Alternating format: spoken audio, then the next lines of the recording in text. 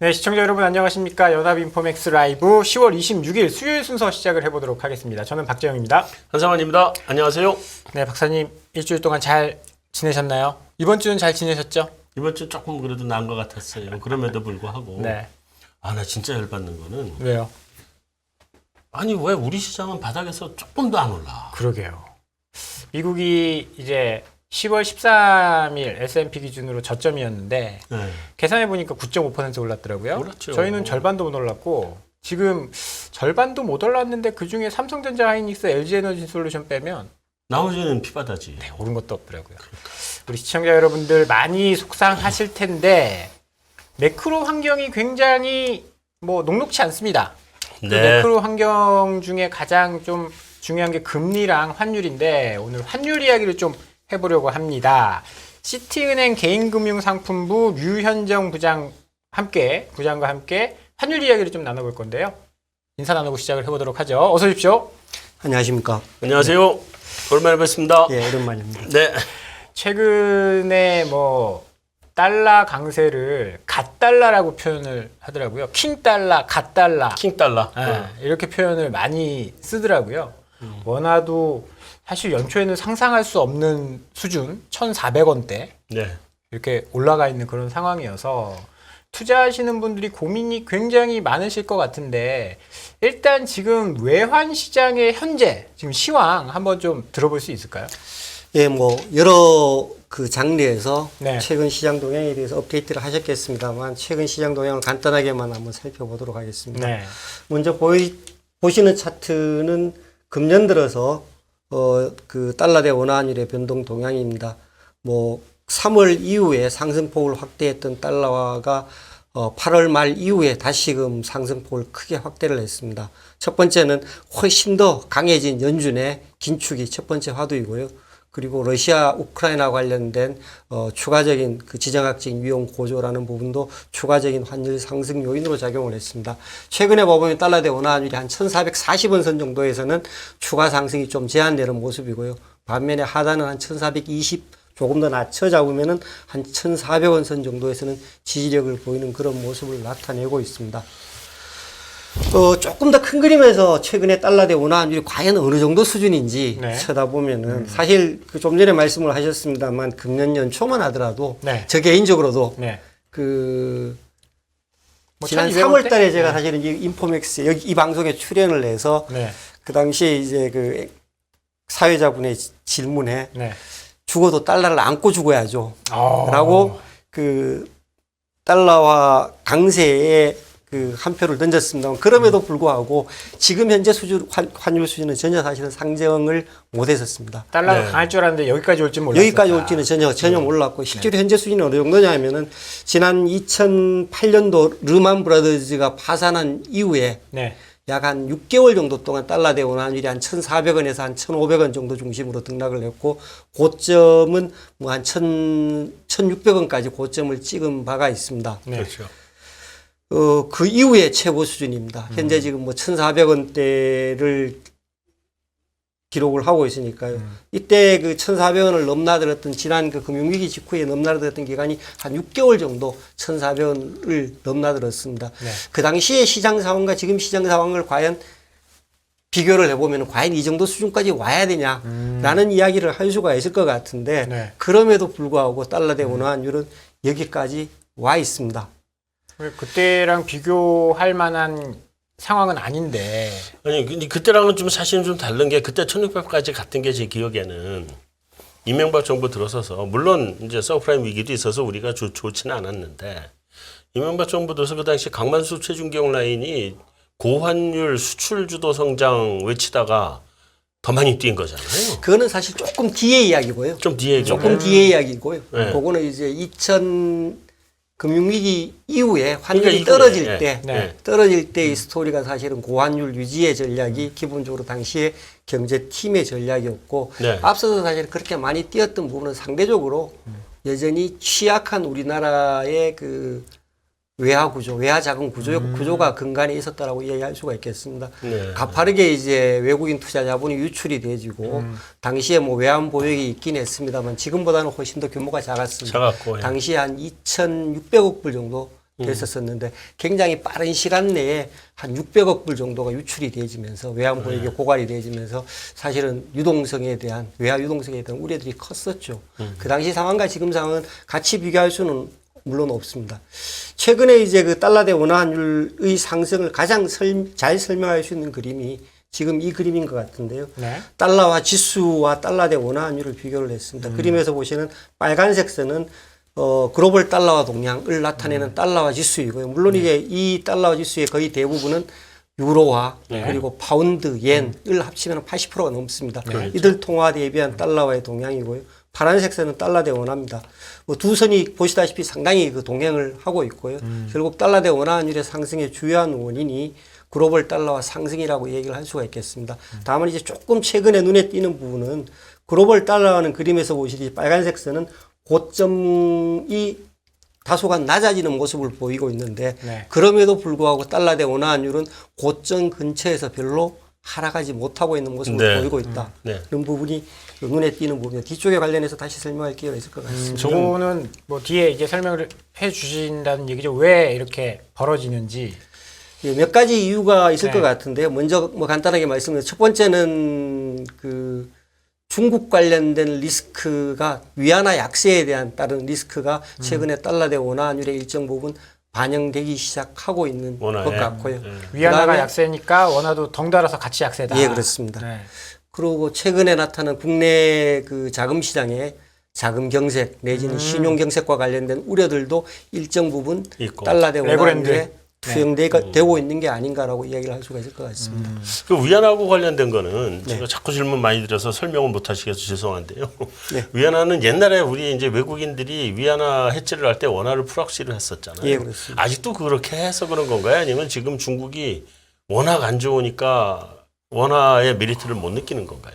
사실 양쪽 다 그 적용이 될 수 있는 부분인 것 같습니다. 과거에 사실은 그 글로벌 투자가들이 위안화 약세의 요인이 굉장히 강해서 위안화 약세에 대해서 베팅을 해봤는데 그랬더니 결과가 안 좋았습니다. 왜 안 좋았죠?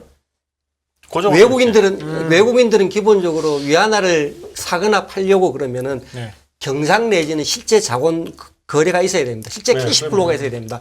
환율의 변동만을 가지고 위안화를 손을 댈 수는 없었습니다.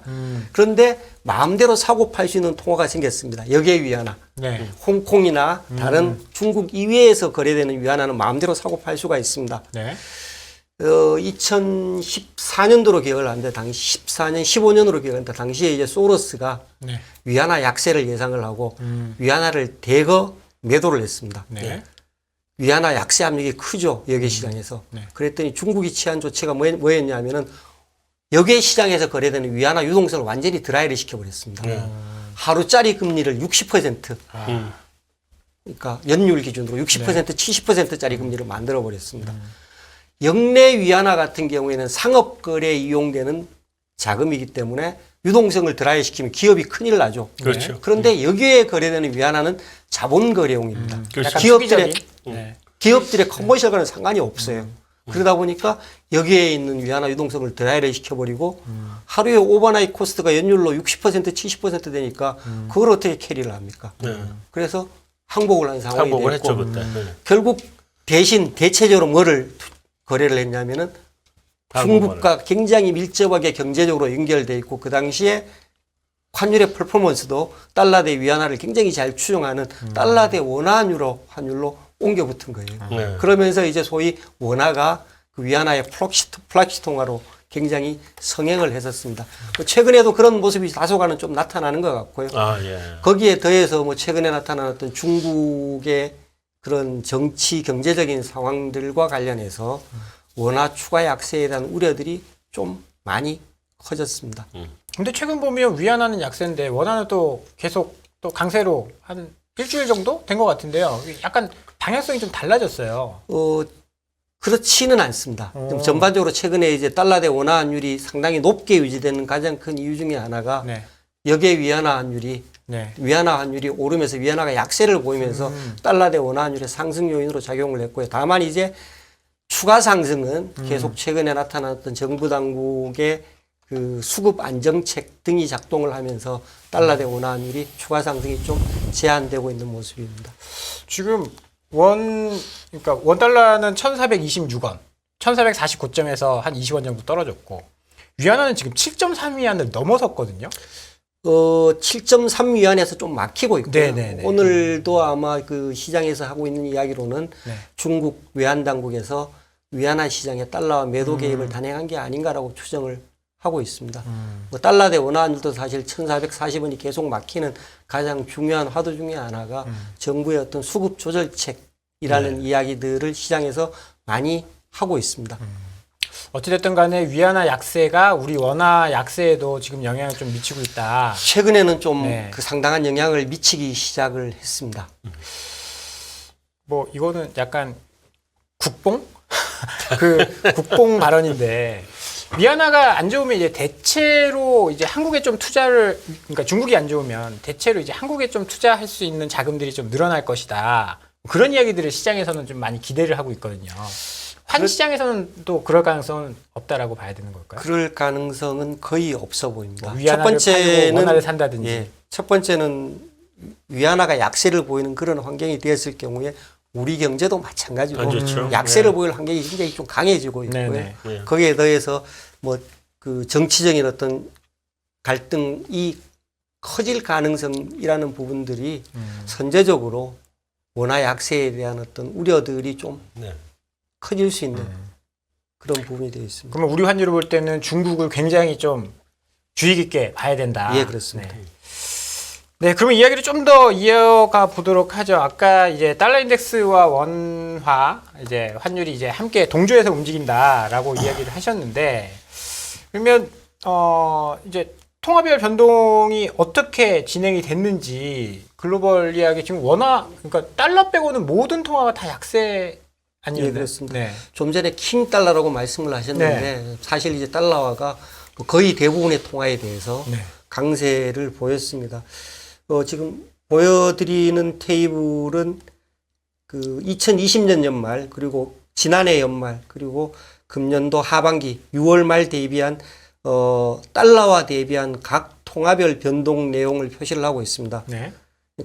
마이너스라는 이야기는 해당 통화가 달러화에 대비해서 그만큼 그 해당 기간 동안에 약세를 보였다는 의미가 되겠고요. 플러스라는 의미는 해당 통화가 그 기간 동안에 그 달러화 대비해서 강세를 보였다는 의미가 되겠는데요. 보시다시피 그 어느 구간에도 달러화 대비해서 강세를 보인 통화를 찾기가 힘들고요. 다만 이제 2021년 말 대비해서 현재 지금 브라질 헤아라가 그 상당폭 지금 반등해 있는 상황입니다. 브라질 헤아라조차도 뭐 그 쳐다보는 시점에 따라서 서로 다른 결과를 나타낼 수 있을 것 같고요. 그림에서 보시면은 유로화 그리고 원화 그리고 일본 예나가 달러화 대비해서 약세폭이 상당히 큽니다. 지지난해 대비 2020년 말 대비 21년 말 대비 공이 비슷한 모습이고요. 금년 하반기 들어서 그러니까 6월 말 이후에 그 변동 동향을 보면 중국 위안화와 원화의 약세폭이 상대적으로 더 큽니다. 뭐 전반적으로 연준의 고강도 긴축 그리고 미국이 상대적으로 다른 주요국에 비해서는 경제 상황이 양호한 부분들이 달러와 강세를 지지하는 가장 큰 요인이 되어 있고요.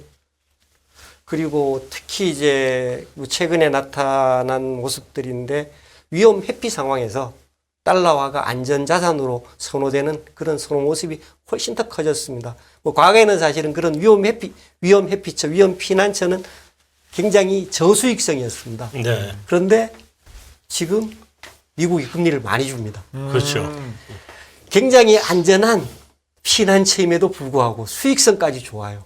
그러다 보니까 달러화가 계속 강세를 보이는 모습들이 나타나고 있고 상대적으로 이런 달러화 강세의 반대편에 있는 통화들 상대적으로 예를 들면은 뭐 최근에 가장 글로벌 경제에 이슈가 되고 있는 원자재 가격 특히 에너지 가격의 상승에 피해가 큰 경제들 유로, 네. 옌, 원 원, 같은 이런 통화들이 같이 약세를 보이는 그런 모습들이 계속 나타나고 있습니다.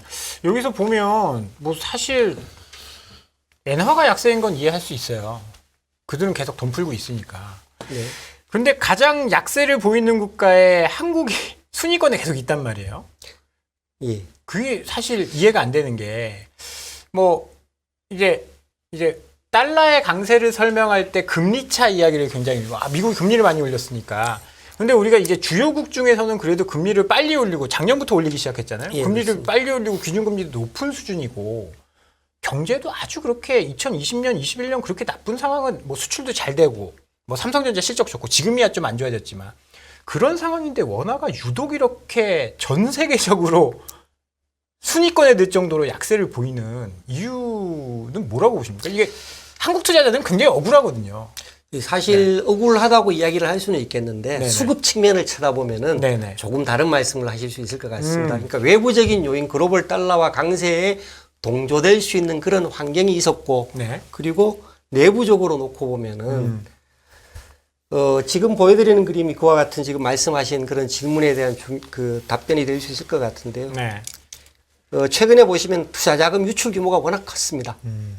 보여드리는 그림에서 파란색 선은 경상수지를 나타내고 있습니다. 방금 네. 좀 전에 말씀하신 우리나라 경제가 괜찮다라고 네, 수출이 잘 말씀하신 가장 큰 네. 배경은 경상수지가 계속 흑자를 계속 유지를 했습니다. 네. 그림에서 보시듯이 뭐 상당폭 경상수지 흑자가 근자에까지 유지가 됐습니다. 다만 이제 전반적으로 그 흑자 규모는 좀 줄어드는 추세였고요. 뭐 지난 8월 달 같은 경우에는 뭐 적자로 반전하긴 했습니다만 네. 전반적으로 봐서 사실 환율을 이만큼 상승할 만한 그런 모습은 전혀 아니었습니다. 그런데 문제는 아래쪽에 보이는 오렌지색 선입니다.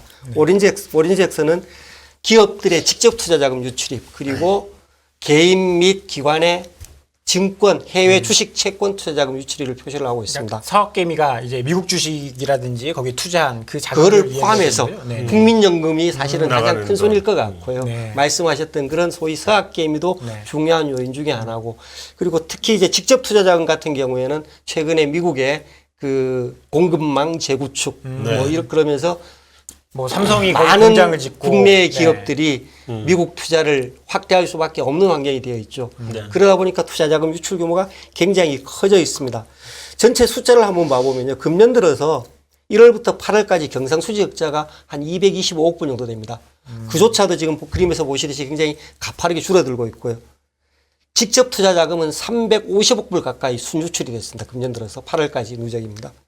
증권 투자 자금은 주식 및 채권 투자 자금은 220억 불 넘게 순유출이 됐습니다. 경상흑자를 훨씬 뛰어넘어서 투자 자금이 유출이 돼 있고요. 이 중에서 특히 이제 채권 자금을 빼버리면 왜 채권 자금을 빼냐 하면은 채권은 상대적으로 환해지 비율이 높습니다. 네. 투자 자금이 유출입이 되더라도 반대쪽에서 환거래를 선물환으로 환해지를 하기 때문에 상대적으로 외환시장에 직접적으로 수급에 미치는 영향은 작습니다. 네. 이거를 빼고 나면은 한 700억 불 넘게가 자본이 유출이 됐어요. 자본 유출력이 있다. 이 경상흑자가 200억 불 좀 더 되는데 자본 유출이 한 700억 불 3배 반 정도. 정도가 되니까 완전히 수급이 펑크가 난 거죠. 그래서 결국 환율이 금년 들어서 가파르게 상승할 수 있는 그런 여건이 됐었다라고 말씀을 드릴 수가 있겠습니다. 그런데 보면 빠져나가는 건 과거에 좀 더 많이 빠져나갔을 텐데 최근 들어서 이렇게 막 급등을 해버렸잖아요.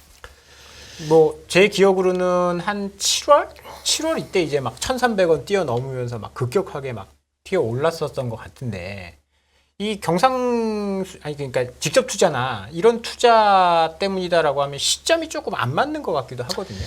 실제로 이제 외환시장이 지금 말씀드린 이런 수지는 네네. 기본적으로 수요와 공급의 기본 배경이 되는 것들이고 네. 실제로 그것이 미치는 영향은 선행을 할 수도 있고 또는 후행을 할 수도 있습니다. 환율이 너무 높다고 생각하면은 대부분의 거래자들이 늦춰서 살 수 있고 네. 또는 먼저 팔 수 있는 상황이 될 거고 하지만 그럼에도 불구하고 큰 흐름에서 놓고 봐서는 이와 같은 수요 공급의 요인들이 작동을 하게 되는 겁니다. 네. 그림에서 보시듯이 전반적으로 이제 그 경상수지와 투자자금 유출입을 넷했는 플로우가 빨간색 선으로 표시가 되고 있는데요. 네. 지난해 3분기, 4분기 이후에는 전부 다 아래쪽으로 쏠려 있습니다. 마이너스입니다. 그죠? 네. 네. 특히 이제, 지난 뭐 2, 4분기 같은 경우에는 굉장히 아래쪽으로 쏠려 있는 폭이 큽니다. 네. 결국 이런 부분들이 1, 4분기, 2, 4분기 상반기에는 아래쪽으로 쏠려 있는 폭이 크고요. 이와 같은 수급의 여건의 악화가 시차를 두고 외환시장에 영향을 미쳤다라고 이야기를 할 수가 있을 것 같습니다. 네. 그럼 좀 더 이야기를 좀 들어보겠습니다. 이게 끊지 않고 제가 자꾸 이제 중간에 질문을 드리니까 이야기가 흐름이 끊기는데 뭐 좀 더 추가적으로 설명을 좀 해주시면. 네. 예, 사실 뭐 전체적으로 수지의 유출입을 각 그 투자 항목별로 봐보면은 직접 투자자의 유출 규모가 어느 때보다 커져 있습니다. 특히 금년 들어서요. 말씀하셨듯이 미국의 공급망 재구축 그러면서 이제 국내 다국적 기업들이 미국의 투자를 크게 해외 투자를 크게 늘리고 있습니다. 네. 뭐 앞으로도 계속 현재 진행형인 것 같고요. 네. 이와 같은 부분들은 전반적으로 외환시장의 달러화 수요를 크게 확대시키는 요인으로 계속 작용을 하게 되겠습니다. 내국인 외국인을 넷한 그 전체 직접 투자자금 순유출 규모가 금년 8월까지 누적된 규모가 한 347억 불 정도 되고 앞으로도 계속 좀 지속될 가능성이 있습니다. 이 부분은 계속 환율을 지지하는 요인으로 작용을 할 것 같습니다. 야, 근데 이게 중간에 말 끊어서 죄송합니다만 참 미국은 좋겠다. 왜요? 공장도 갖고 가고 달러도 갖고 가고 부작용이 있지 않을까요? 다 갖고 갔잖아. 뭐가 부작용이? 시간이 지나면은 저는 영향을 미칠 걸로 영향을 미칠 뭐 걸로 있겠죠. 보죠. 있긴 결국은 글로벌 분업이라는 물론 현재 그렇죠. 글로벌 분업이라는 체계 자체가 비용을 다운시킬 수 있는 가장 중요한 그 그렇죠, 그렇죠.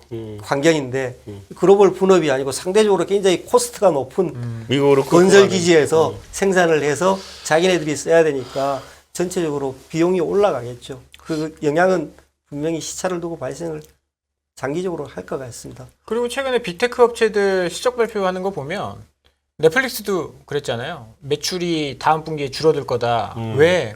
지금 뭐 아시아나 이런데 사실 그 나라 돈으로 받는데 우리나라 뭐 이렇게 10,000원 이렇게 그렇죠. 달러로 받는 게 아니라 그 타국 베이스로 돈을 받는데 매출이 당연히 줄어들 수밖에 없다. 우리나라도 뭐 사실 어떻게 보면 몇몇 기업들은 워낙 약세 때문에 수출이나 이런 것들이 또 많이 늘어나서 실적이 좋아지는 기업들도 있잖아요. 네. 결국은 장단점이 뭐 있지 않을까요? 있긴 있겠죠. 있긴 네. 있을 텐데. 근데 부럽긴 하네요. 지금 보니까 약올루지 자기네들의 네. 공장 갖고 가, 일자리 네. 갖고 가, 달러로 갖고 가. 아, 진짜. 약올루죠. 그러면서 거꾸로 이제 그 노동의 수요를 억제를 하겠다고 그러고 있으니까 그러니까 말이에요. 그러니까요. 좀 다른 맥락이 되는 것 같습니다. 주식 투자 자금 유출, 그다음 외국인 투자 자금 유출 이것도 사실 외국인이 작년 올해 해가지고 굉장히 많이 매도를 했잖아요. 예, 그렇습니다. 네, 그 부분들도 환율에 영향을 좀 많이 미쳤겠죠. 주식 투자 자금은 환해지를 거의 안 한다고 보시면 될 것 같습니다. 오. 상대적으로 이제 환율의 변동성보다는 네. 주가의 변동성이 훨씬 더 크다고 보고 그리고 대부분 장기 투자자들 같은 경우는 환은 순환하는 걸로 많이 보고 있습니다. 네. 아, 예. 뭐 지금도 사실은 달러 대 원화 환율을 이야기를 할 때 환율이 너무 높으니까 시간이 지나면은 결국은 떨어지지 않을 거야라고 이야기를 하는데 그 가장 큰 배경에는 과거의 경험치로 봤을 때 아주 경제가 망가진 나라의 통함은 아니면은 그게 뭐 한 5년 내지는 10년을 주기로 해서 순환하는 모습을 보이면서 뭐 약세를 보이다 강세를 보이다 보니까 상대적으로 그런 장기 투자자들은 환 해지에 대해서 잘 안 하는 편이고 반대로 이제 뭐 주식이나 이런 것들은 경제 발전 내지는 인플레이션 등을 반영해서 계속 장기적으로 오른다고 보고 있기 때문에 장기 주식 투자자들은 환 해지를 잘 하지 않은 경향이 있습니다. 그래서 네. 주식 투자금 유출입 부분은 거의 상당 부분 외환시장에 거의 영향을 미친다라고 보시면 될 것 같고요. 그러면서 보시는 부분이 지금 그 내국인의 주식 투자, 외국인의 국내 주식 투자를 같이 표시를 하고 있습니다. 오렌지 색선은 내국인의 해외 투자를 나타내고 있고요. 그 다음에 파란색 선인가요? 파란색 선은 외국인의 국내 투자를 나타내고 있는데 사실 이제 금년 들어서 그 주식 투자 자금 유출의 가장 큰 축을 차지하는 것은 내국인의 해외 투자였습니다. 이와 같은 모습은 사실 금년만의 문제는 아니었고요. 최근 몇 년 동안 계속 지속되어 온 모습입니다. 국민연금 등을 비롯한 기관 투자자들의 해외 주식 투자가 크게 확대가 됐고요. 거기에 더해서 외국인도 금년 들어서 한 현재까지는 한 10조 정도 순매도를 기록을 하고 있어요. 한 4조 정도 네. 순매도를 기록하고 있는 상황입니다. 다만 이제 이 그림에서 조금 최근에 유의할 부분은 내국인의 해외 투자 그리고 외국인의 국내 투자 관련돼서 자본의 유출 규모가 상당히 좀 줄어든 모습을 보입니다. 미국도 많이 빠졌거든요. 그러다 보니까 말씀하셨듯이 네. 해외 시장이 안 좋다 네. 보니까 내국인의 해외 투자, 서학 개미들도 조심을 하는 편이고 지금 반대로 이제 네. 외국인도 이제 국내에 투자하는 부분이 주가가 워낙 많이 빠졌다고 생각을 해서인지 최근에 보면은 이 그 투자자금 유출 규모가 상당히 좀 줄어들었고. 근데 그 서학개미들 그 미국 투자 안 하는 거는 미국 주가보다는 워낙 환율 때문에 지금 못 나가는 것 같아요. 너무 비싸. 아, 너무 비싸서 달러로 바꾸는 게 너무 부담돼서 못 그렇죠. 나간다. 그러니까 지금 나가면 나중에 워낙 환율 제자리 오면 30% 깨지고 시작인데. 아, 그렇네요. 그잖아요. 뭐 만약에 미국 주가를 정말 좋게 본다 그러면 환해지를 하고 나가면 되죠. 아 근데 개인이 환해지 하기에는 뭐 굉장히 힘드니까. 개인이 환해지 하는 방법은 어떤 방법이 있을까요? 물론 뭐 선물한 거래 약정 한도를 만들 수도 있겠는데 그거는 쉽지 않은 그건 좀 일이고요. 어려운데. 네. 선물 시장에 가시면 됩니다. 그러면 되긴 하죠. 근데 그 선물 거래하기도 힘들고. 달러원 퓨처 마켓이 있고요. 퓨처 마켓에서 이제 주로 많이 거래되는 게 최근월물 중심으로 많이 거래가 되는데 계속 롤오버 해야 되는 해지를 거잖아요. 하려고 그러면 계속 롤오버를 해야 롤오버를 되고 계속 해야죠. 계속 해야 되고 그다음에 여기서 사실은 환해지 효과가 100%가 아닙니다. 왜 그러냐면은 첫 번째 롤오버를 하는 데 따른 비용이 첫 번째 들 수 있고 많이 들죠. 네. 그다음에 두 번째는 텍스 문제가 생길 수가 있습니다. 네. 세금 문제가. 그러니까 프로핏에 대해서는 과세를 하고 로스에 대해서는 과세를 하지 면세가 안 되다 보니까 비용 네. 인정이 안 되다 보니까 네. 그 100% 해지가 안 되는 거죠. 제가 시간이 없는데 제가 진짜 궁금한 게 있어서 예. 하나 좀 여쭤보고 싶은데 이게 아니고 유현정 부장님은 아직 네? 많이 있는 거 아닌가요? 지금 하셔야 될 게 많으니까 그래요? 하셔야 될 게 많으니까 이게 제가 지난주에 문홍철 위원 네네네. 그런 얘기 했잖아요. 지금 우리나라가 해외 투자를 굉장히 많이 해놨는데 예를 들어서 뭐 어떤 기관이 해외 투자를 굉장히 많이 해놨는데 주식을 투자를 많이 해놨는데 나갈 때 해지를 같이 걸고 들어갔다. 그런데 예를 들어서 환율이 1,100원일 때 해지를 한 해지 롤오버 비용과 지금 1,400원 된 이 상황에서 달러가 급등한 이 상황에서 롤오버 비용 이게 차이가 납니까? 이론적으로는 해지를 했으면 그냥 문제가 없을 것 같은데 롤오버 비용이 급등해서 롤오버 비용이 계속 더 많이 들어간다. 그거는 사실은 그 롤오버 비용 거기서 롤오버 비용은 뭐냐면은 네. 그냥 선물한 거래 약정 한도로 해결을 했으면 덜 문제 있는데 네. 이게 롤오버를 하는 순간에 네. 막투마켓 밸류에이션만큼을 차액 정산을 해야 됩니다. 차익 정산하는 게 그러니까요. 문제죠. 네. 예. 차액 정산을 하게 되면 예를 들어서 내가 투자했는 투자 자금은 그대로 묶여 있는 상태인데 네. 롤오버를 하는 순간에 환해지를 관리하는 비용이 계속 들어가게 되는 거죠. 그렇죠. 그러니까 그 비용이 지금 환이 급등했을 때, 달러가 급등했을 때 그 비용이 굉장히 많이 커지죠, 당연히. 굉장히 예. 그러면 환해지 효과가 굉장히 줄어든다라고 봐야 되는 사실 걸까요? 이제 그런 형태의 환해지는 네. 네거티브 감마입니다. 뭐냐면 그렇게 얘기하시면 시청자들이 아무도 못 알아듣습니다. 무슨 이야기냐면 가장 네. 쉽게 얘기하면은 네. 주가가 떨어지면은 네. 일반적으로 환율이 올라갑니다. 그죠? 네. 주가가 떨어지면 환율이 올라갑니다. 네. 그런데 내가 100달러를 어치 주식을 가지고 있어요. 네. 그래서 환해지를 한다고 내가 100달러를 팔았습니다. 네. 자, 주가가 떨어져요. 50달러가 됐어요. 네. 내가 팔았는 환은 얼마죠? 100달러를 100달러죠. 팔아놨죠. 네. 그죠? 네. 그럼 50달러만큼 오버헤지가 된 겁니다. 그렇죠. 사야죠. 얼마에 사야 돼? 올라간 환율에 사야 됩니다. 네. 그렇죠. 롤오버를 하는 순간에 기본적으로 롤오버 비용들을 계속 적립을 해야 되는 부분도 있지만 네. 이 환해지는 연속적이지 않다 보니까 이런 식 움직일 때마다 계속 환해지를 해나갈 수 있으면은 이런 문제가 없겠는데 네. 에브리 무브먼트에 대해서 그 환해지를 하면 이런 문제가 없을 텐데 어쩔 수 없이 불연속성이 생기다 보니까 이와 같은 문제가 생기고 올라가면은 사야 되고 떨어지면은 팔아야 되고 왔다 갔다 하다가 신발을 다 딸게 되는 그렇죠. 그런 상황들이 가장 첫 번째 눈에 띄었던 게 금융위기 때 이런 상황들이 굉장히 크게 발생을 했었습니다.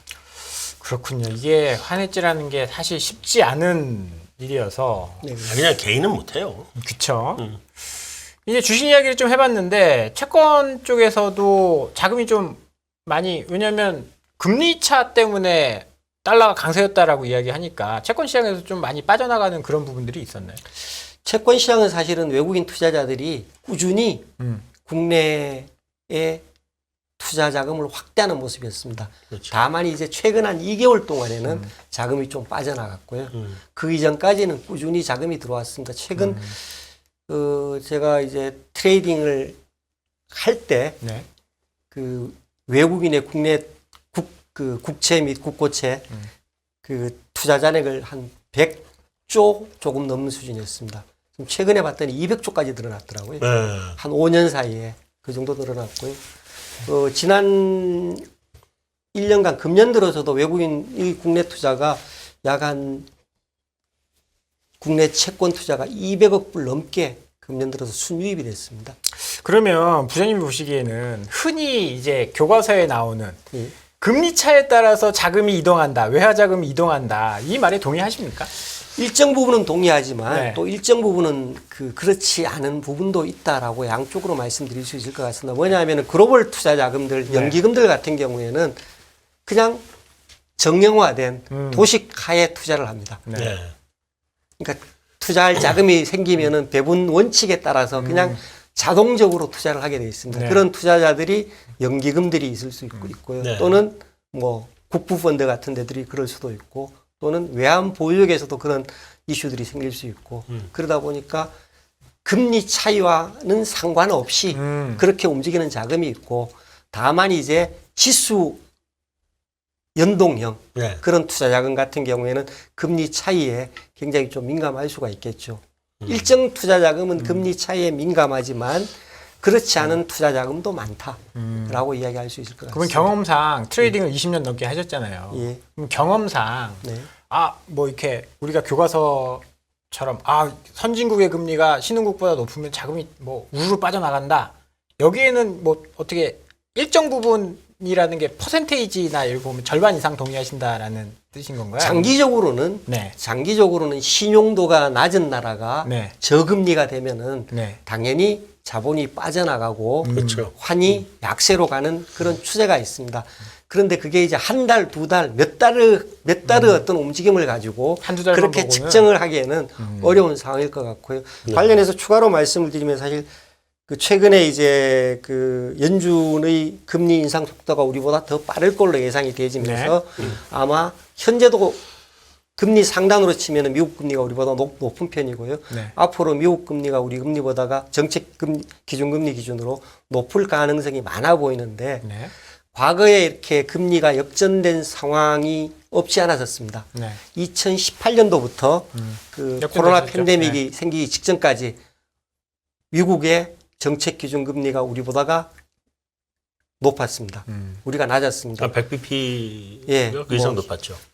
그 시점에 따라 좀 다르긴 합니다만 네. 전반적으로 이제 그 미국 금리가 우리보다가 그 낮은 그 높은 상황이 계속됐었습니다. 네네. 이 당시에 환의 퍼포먼스를 봐보면은 추세적으로 원화가 좀 약세를 보인 게 사실이었습니다. 근데 그게 자금이 빠져나가서라고도 볼 수 있고 무역 전쟁이 일어났을 때잖아요. 그런 그래서 것들이 서로 경기가 안 좋았기 서로 때문에 오버랩이 당연히, 되면서 하나만 가지고 네. 정태적으로 분석하기는 참 어려운 부분이 되고요. 네, 네, 어찌됐건 그 기간에 원화의 추세 흐름 자체는 좀 약세 흐름이었다.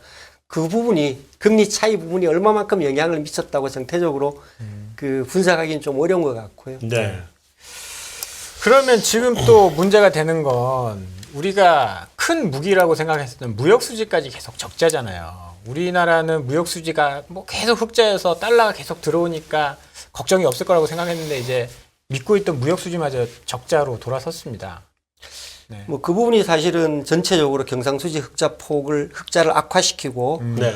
달러 대 원화율을 상승시키는 가장 중요한 배경 중에 하나가 되어 있습니다. 그림에서 보시듯이 뭐 과거에 그 무역 수지가 굉장히 큰 폭으로 흑자를 보이면서 든든한 우리 경제의 지원군, 원화의 지원군이 됐었는데 최근에 무역 수지 흑자폭이 줄어들다 말고 지난 6개월 동안 통관 기준으로 무역 수지가 계속 적자를 보였습니다. 아마 이번 달에도 뭐 상당 규모 적자를 보일 걸로 예상을 하고 있습니다. 네. 20일까지 보면은 49억 5천만 불인가요? 네. 뭐 적자를 기록을 했고 특히 눈에 띄는 부분은 수출의 감소세입니다.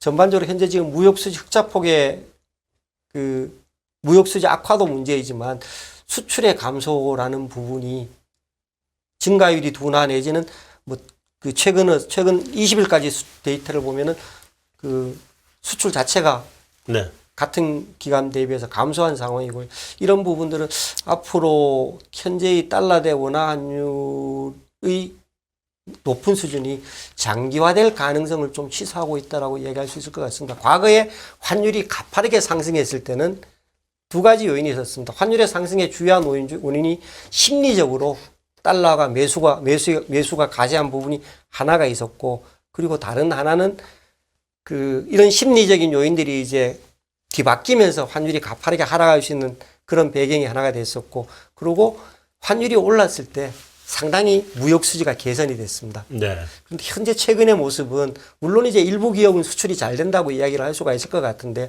우리나라 주력 기업들의 수출이 과연 이 환율 상승에 연동돼서 잘 되느냐에 대해서는 그렇지 않은 것 같습니다. 네. 뒤쪽에 슬라이드를 먼저 설명을 드리면 해당 내용이 이해가 될 것 같은데요. 네. 아래쪽에 보시는 탭에서 아래쪽에 그림이 지난 9월달 기준으로 해서 주요 품목의 수출입 증감입니다. 왼쪽으로는 감소고요. 오른쪽은 증가인데 우리나라의 가장 주력 수출품, 전체 수출이 한 20% 정도를 차지하고 있는 반도체가 지난 9월달에 마이너스 5.7%였습니다. 네. 그리고 우리가 자랑하는 그 전기전자, 철강 뭐 이런 것들이 전부 다 왼쪽에 가 있죠. 전부 다 마이너스입니다. 이런 부분들이 사실은 상당히 앞으로의 어떤 수출 회복 내지는 무역 수지의 개선에 대해서 걱정을 낳게 하는 요인으로 작용을 하고 있습니다. 그래서 뭐 결론과 좀 섞일 수 있는 부분이 될 것 같은데 원화 약세가 좀 전에 이제 금융위기 때 한 6개월 정도 환율이 1,400원대를 넘나들었다고 해서 말씀을 드렸는데 네. 외부적인 상황들이 변함이 없다 그러면은 원화 약세가 훨씬 더 좀 오래 갈 가능성들이 있어 보이는 그런 부분입니다. 그러면 이제 지금 뭐 전망을 해주신다고 하면 원화 약세가 좀 장기간 지속될 거다. 그러면 뭐 환율 바운더리라든지 저는 궁금한 게 원화의 약세 아까 이야기하셨던 게 달러의 강세 때문이다. 이제 초기 그럼 서두에 그런 말씀을 하셨잖아요. 상관관계가 좀 높아서 최근에. 그런데 달러의 강세는 대부분 유로화의 약세, 엔화의 약세, 예, 파운드의 약세 거기에 기인한 거잖아요. 유럽은 사실 경기가 안 좋다는 거 다 알고 있고 일본도 지금 뭐 사실 돈을 풀고 있으니까 양적 완화를 하고 있으니까 지금 그런 상황인 거고. 근데 최근에 조금 뭐 일본도 개입하고 있고 유로도 페리스 넘었고 일본도 개입하고 있고 파운드도 좀 안정화되고 있고 그래서 달러가 조금 떨어지고 있는 그런 그 상황이단 말이에요. 네. 그래서 그 유럽과 영국과 일본이 굉장히 중요할 것 같은데 일단 유럽은 좀 제껴놓고 지킬 필요가 없어요. 그래요? 유로도 페리스를 회복했잖아요. 네, 좀 올라왔다. 좀 더 올라갈 수 있을 것으로 보시는지 지금 뭐 일본 같은 경우에 굉장히 심각한 상황처럼 보이거든요. 뭐 150엔대까지 거의 올라갔으니까 일본 엔화에 관련돼서는 어떻게 보고 계신지 그게 좀 궁금하거든요. 근본적으로 단기적으로 이제 사실 일본 중앙은행이 굉장히 대규모 개입을 최근에 네. 그 연속해서 단행을 했습니다. 네, 9월 달에 네. 뭐 개입을 한 번 했었고 그리고 지난주 그리고 금주 초에 네. 대규모 개입을 연속해서 단행을 하면서 일단 환율 상승세를 둔화시킨 데는 성공을 했습니다. 네. 그런데 기본적으로 글로벌 달러와 강세 테마가 살아있는 한 그리고 현재 지금 일본 중앙은행이 초완화적인 통화 정책을 계속 유지하고 있는 한 연화 약세는 꺾기가 좀 어려울 것 같습니다. 특히 이제 뭐 그 일드 커브 컨트롤 수익률 곡선 통제를 한다고 해서 금리의 상한을 10년물 국채 금리의 상한을 0.25%로 묶어놓고 있는데요. 네. 그랬다는 이야기는 금리가 상승을 하면은 자동적으로 개입을 해서 돈을 풀겠다는 이야기거든요. 네.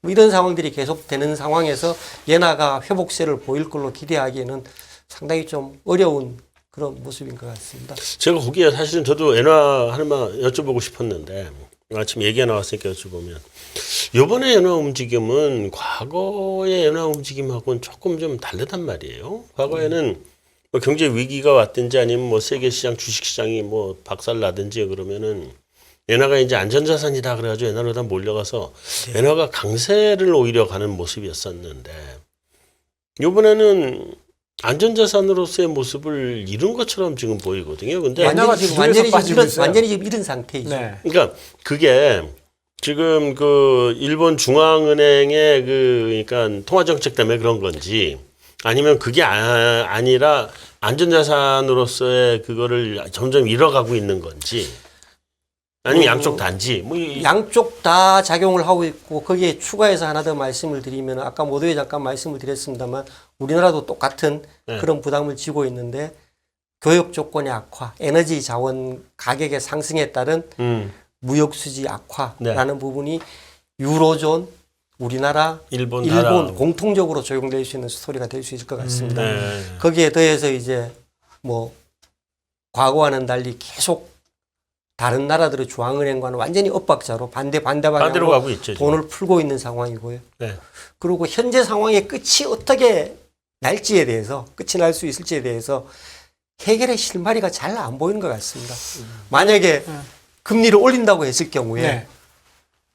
현재 GDP의 뭐 250%, 300%, 250% 훨씬 넘고 있는 일본의 국가 부채 문제들이 과연 온전하게 일본 경제를 지탱할 수 있을 건지 이런 부분들이 굉장히 사실은 의구시 되는 부분이죠. 그 부분에 대해서 의구심을 가지고 있다. 전 사실은 일본이 국가 GDP 대비 국가 부채가 좀 한 300% 가까이 가나요? 250% 훨씬 넘어 있죠. 250 넘었잖아요. 네. 그래서 어느 순간에는 일본 중앙은행하고 일본 정부가 손잡고 국채하고 이걸 소각시켜버리고 그냥 국채 없는 걸로 한다 이렇게 아니면 답이 안 나온다고 저는 보거든요.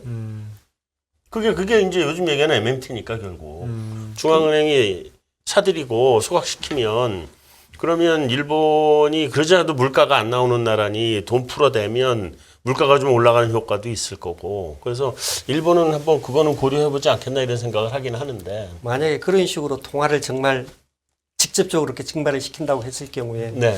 과연 세계 엔화의 가치가 외환시장에서 감당을 못할 거다. 어떻게 될 건지에 대해서는 굉장히 좀 퀘스천 마크인 것 같습니다. 네. 어찌됐건 현재의 상황은 탈출구가 좀 잘 안 보이는 네.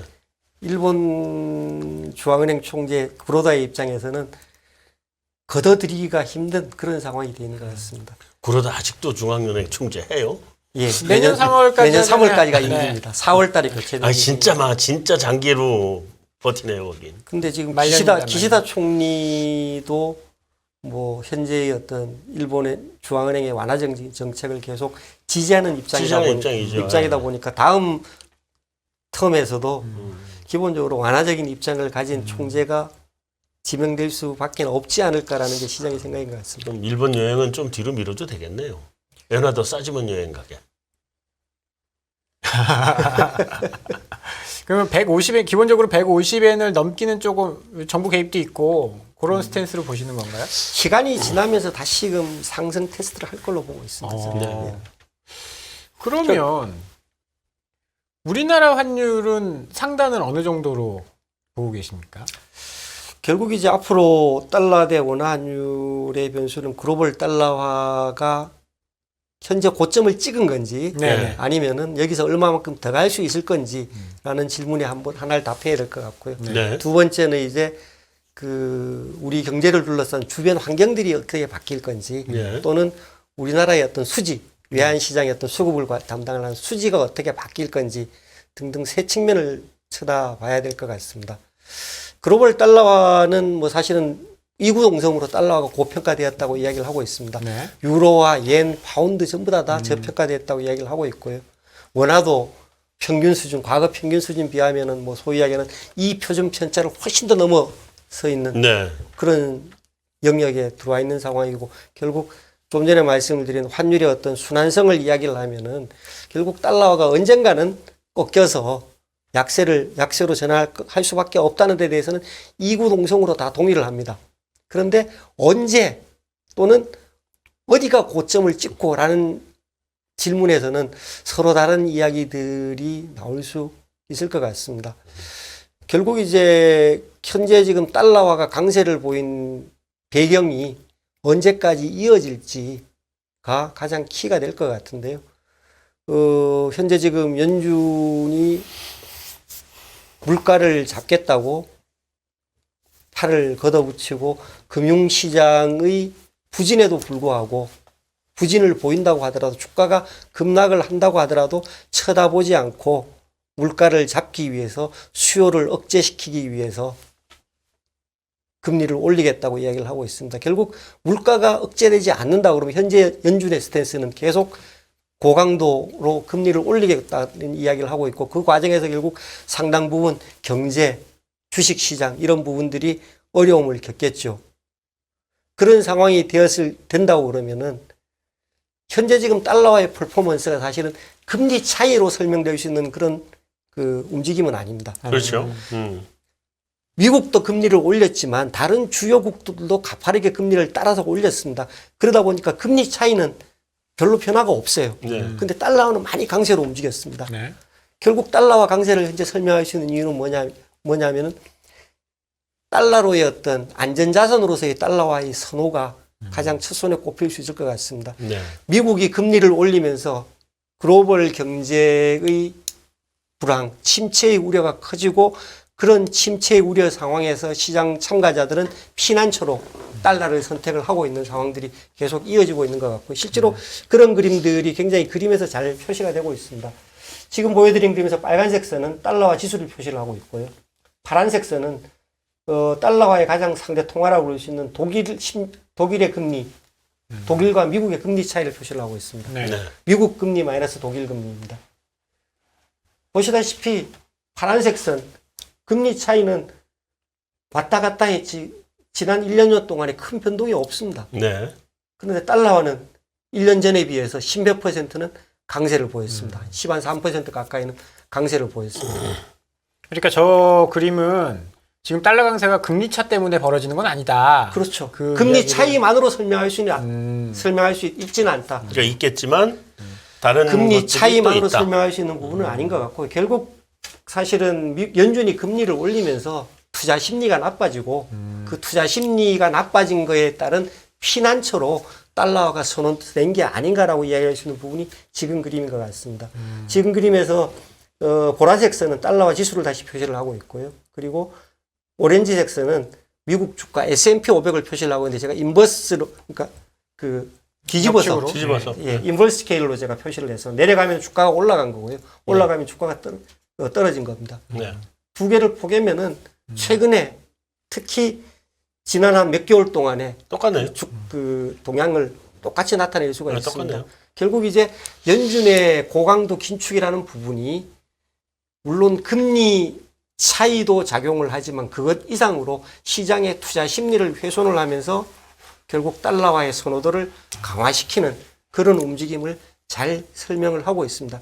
결국 이제 시장의 어떤 반응, 금융시장의 반응이 연준의 금리 인상에 따른 금융시장의 반응이 더 나빠질 건지 아니면은 어느 정도 지지가 될 건지가 향후의 달러와 변동의 가장 중요한 핵심이라 그럴 수 있을 것 같고요. 뒤집어서 이야기를 하면 어제 오늘의 변동도 굉장히 잘 설명할 수 있을 것 같습니다. 달러화가 좀 전에 말씀을 하셨듯이 지수 기준으로 고점에서 제법 하락했습니다.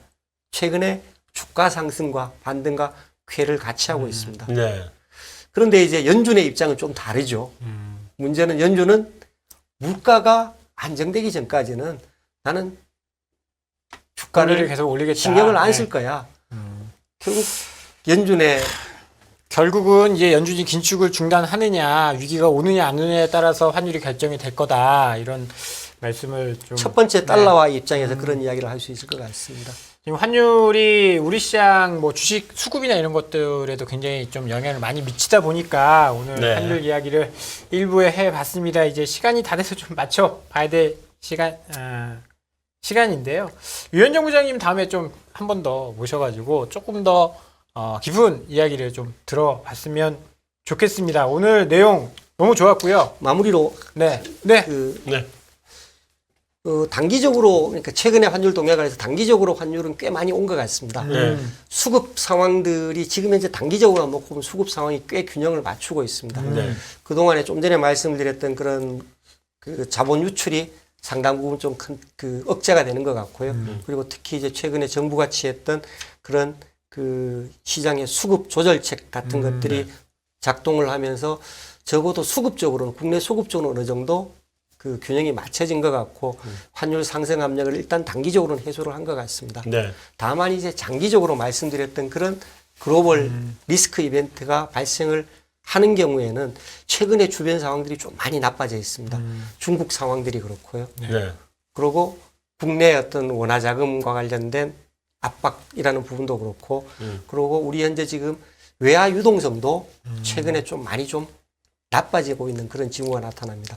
CDS 프리미엄이라든가 우리가 그 외평채에 대한 지급 보증 수수료라고 그럴 수 있는 CDS 프리미엄이라든가 또는 외환 시장 또는 자금 시장에서 나타나는 우리 외화 차입 가상금리 같은 부분도 최근에 좀 가파른 상승세를 좀 보이고 있습니다. 네. 이런 부분들은 글로벌 말씀드렸던 그런 미국 연준발 글로벌 경기 침체 내지는 리스크가 커진다고 했을 경우에는 바로 직접적으로 더 큰 타격으로 다가올 가능성들이 있어 보입니다. 결국 가장 핵심은 미국의 물가가 잡혀줄 거냐, 적당히 연준이 물가를 잘 컨트롤할 수 있을 거냐가 가장 핵심 질문이 될 것 같습니다. 우리 그럼 말하자면 주린이 아닌 환린이의 말로 바꾸면 원화 환율은 일단은 단기적으로는 갈 때까지 다 갔다. 단기적으로 근데 웬만큼 온 것 같다는 생각을 하게 되고요. 근데 다만 이제 파월, 푸틴, 시진핑 이 셋이 사고만 안 쳐주면 된다. 네, 네. 그런 거죠? 예, 그렇습니다. 네, 알겠습니다. 아우 정리를 아주 깔끔하게 잘해주셨습니다. 네, 1부에서는 이제 환율 관련돼서 유현정 시티은행 개인금융상품 부장님과 이야기를 나눠봤습니다. 오늘 도움 말씀 감사드립니다. 예, 감사합니다. 네, 오랜만에 반갑습니다. 예, 감사합니다. 예.